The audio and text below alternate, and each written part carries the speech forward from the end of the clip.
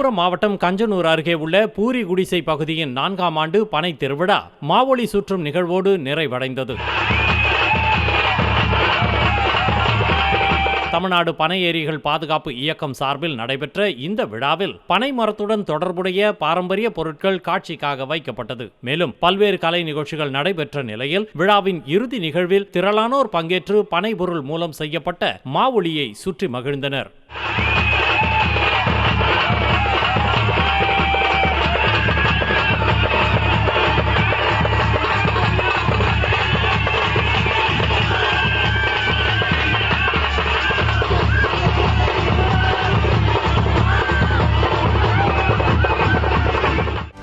செய்திகளை உடனுக்குடனும் துல்லியமாகவும் தெரிந்து கொள்ள சப்ஸ்கிரைப் பண்ணுங்க.